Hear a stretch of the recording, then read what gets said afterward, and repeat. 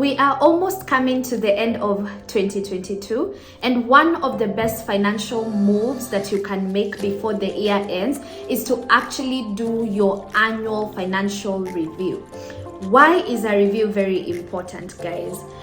You cannot solve a problem you do not know it exists, okay? And so a financial review or other personal finance review will help you to be able to see how the year has been, your wins, your mistakes, areas of failures, areas of improvements, so that you can actually, that data will help you to be able to come up with a strategy and a financial plan for 2023. And so in today's episode, I want to take you through 5 reflective questions that you should ask and answer while you're doing your end of year financial review. My name is Coach Susan. I'm very happy to have you here on yet another episode of Finance Friday.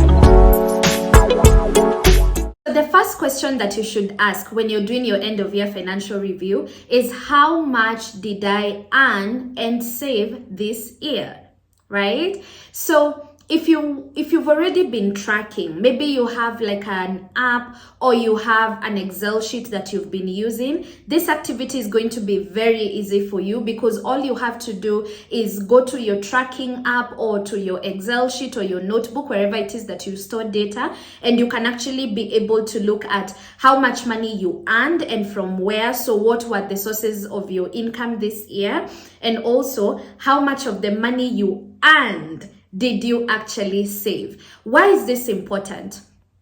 Guys, wealth is not just about how much money you make. It really is about how much of the money you make you actually keep. That is, save. Okay, and so it's very, very important, because how much you earned and in comparison to how much you saved will give you a very good understanding of where you are in terms of like the conversion rate of your earnings to savings. You can be able to see, okay, did I save sufficiently, or did I undersave in comparison to how much money I earned? And if I did undersave, what are the reasons why I was not able to save enough? So if you already have been tracking, then that activity is going to be that simple for you. However, if you're not one to track your earnings and your savings, then you already got yourself the first goal that you should set for yourself in 2023, to start tracking both your income, your expenses, your savings, and your investments. When you have a very clearly written picture of where your money is coming from and where it's going, it's very easy for you to see where the loopholes are in your finances. And I believe with that information, you should start 2023 with insights that will make that year better than how you have done this year. All right. The second reflective question that you should answer is, how much debt do I have at the moment, and how has my debt situation changed throughout the year? Did you have debt when the year was starting? How much of that debt do you still have now? If you've cleared that debt, celebrate yourself. You really did that thing. You got out of debt. That's a good thing to notice. Don't just look at the negatives, also look at the positive things that happened. If you were, let's say, in a little debt and now you're in a lot of debt, it would also be good to investigate what happened this year that caused you to dig deeper into debt, and what can be done differently in 2023, and what exactly will be your debt repayment strategy or your debt freedom activities that you're going to implement, whether that is increasing your sources of income.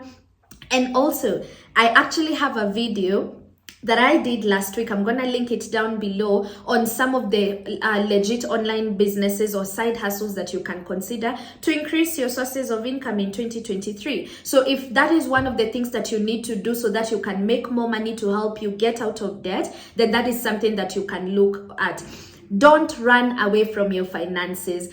examining and knowing your debt status, exactly where you are, who you owe, how much you owe, and coming up with a repayment plan will definitely make 2023 better to handle than how 2022 has been. So analyze your debt status, get to know everything there is to know about your debt in case you're not debt free, and come up with a plan to be able to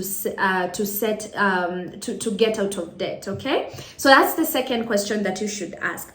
The third question that you must ask and answer during your end of year financial review is, what is the best investment I made in 2022 that I'm super proud of? What is the best investment I made in 2022 with my hard-earned money? That could be financial investments like buying a bond or opening a money market fund or starting your investment journey. But it could also be non-financial market investments like going back to school and paying for a course or a certificate or that master's, or traveling, maybe spending that money to travel and expose yourself. Like, investment is very relative. So celebrate yourself for the good things that you did with your money this year. Why is that helpful? I think in the process of actually analyzing the best and the good things that you feel you did good with your money, then when 2023 comes, it is easier because you've already set your mind to see the good that your money can do for you. One of the most powerful questions that I love to ask myself, and I encourage my clients to ask, is, what would I like my money to do for me? What is that one thing that I consider a good investment of my hard-earned money? That will really, really help you to come up with a list of your projects and a list of the things you actually want to do for 2023. And that will really help you when it comes to setting up your savings accounts, your investments accounts, because the best kind of saving and investing is goal-based saving and investing, where you have very clear goals, what you want, when you want it, and how much it will cost you. Then you direct all your savings and investment activities to help you to be able to achieve that specific goal. So if you did good things for yourself in 2022 with your money, list those things down. If at all when you're doing this part of your review you realize, what, I cannot even tell you what I did with my money that I feel is a good investment other than paying bills, that's fine. There are seasons that all we are going to be doing for some of us is just trying to keep up and to stay afloat. 2022 might have been a hard year for you, and even if the answer is nothing for this year, then you can take that as an opportunity to write 1, 2, or 3 things that you would like to do in 2023 that will make you feel like at the end of the year you have something to write down or something to point out as a good money investment you made that year. All right? The fourth introspective question you must ask and answer during your financial review is, what are some of the poor money decisions I made this year? You guys know no one is perfect, right? I mean, there's definitely some stuff from that handbag you bought that you didn't need, or from that really bad investment that you made just because either someone recommended or you didn't even have the right information, or from, oh my goodness, the Black Friday sales. How many of us went completely crazy during Black Friday? Like, we make money mistakes, okay? We make poor money decisions, lending the wrong people money, whatever it is. Write it down and identify it. We're not trying to beat ourselves down. What we are trying to do is, what can I learn? I think for me, when I'm looking back at poor money decisions I've made, I always look back at it in terms of, okay, what exactly happened and what can I learn from this particular experience that will make me or help me not to repeat this same money mistake again. So if you lent the wrong person money, that shows you that you need to be, to improve on your due diligence when lending people money, or just to learn how to say no. If you went crazy on sales, now you know the importance of having a shopping list and sticking to it. If you made a wrong investing move because you didn't know what you were doing, make it a point to actually invest invest and invest and invest in your financial literacy in 2023. Don't sweep them under the rug. All those poor money decisions you made, be aware of them, own them, confront them, and write down some of the lessons that you've learned and then what you're going to do differently in 2023, either to alleviate the effects of that particular poor money decision or some of the things that you're going to start doing differently to ensure that in 2023 we have less poor decisions than the good ones. All right. And finally, on a scale of 1 to 10, how can I rate the health of my personal finances in 2022? As you're looking at everything holistically, your spending habits, how much money you earned, how much you save, you saved, your debt situation, the good and the bad decisions that you made. On a scale of 1 to 10, how do you think you have done financially? That's a really, really good question to ask, because then you're able to understand the financial status you are at. If you can, even go an extra mile, list down all your assets, that is everything you own, and subtract everything you owe, which are your liabilities, to even find out what your net worth is. Isn't it ridiculous? We know the net worth of Warren Buffett, Elon Musk, even, our president and his deputy, but you really don't know your net worth.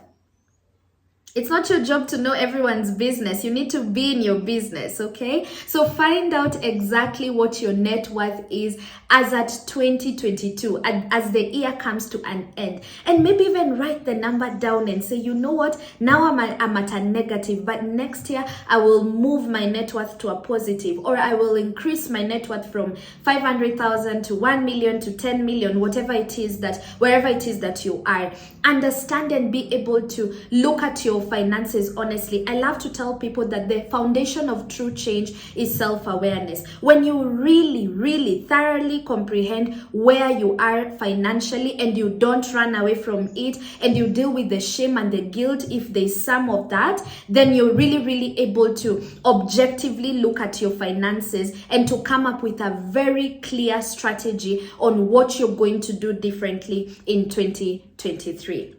So if you can be able to answer those 5 questions, I believe you will have done a mini personal financial end of year review for yourself, and it should help with goal setting, or rather financial goal setting for the next year. Now, before I wrap up this video, this whole year, I have really, really gone out of my way to create resources and courses to help make financial literacy accessible to you. So in the description box below, I will link a budget tracker that you can get for just 700 shillings to help you. If you've never budgeted before, this budget tracker will help you to have a very good idea of the things that should be on a budget. No one taught us how to do these things in school, so there should be absolutely no shame.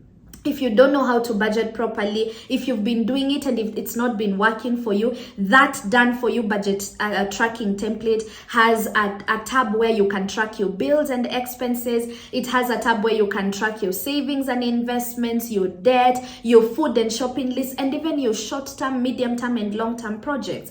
That will really, really help you to set your budget for this coming year. And the budget is actually from January all the way to December, so you can use it for the rest of 2023. I will link it down in the description box below. Please grab it for yourself if you've never done a budget. Come thank me later, okay? Now, if you'd like to go an extra mile and you're like, okay, I have a budget tracker or I downloaded a free template online, but I really do not know how to budget, I have a 3-hour pre-recorded class, and guys are crazy about this class. Everyone who has bought this class or attended it, I mean, their minds are blown at how simple budgeting can be if only you let someone who is good at it guide you on how to do it. So because of that, I will link down the Budget for Your Best Life Masterclass, which is a 3-hour plus class that will actually really, really, really just help you fully understand budgeting, how it works,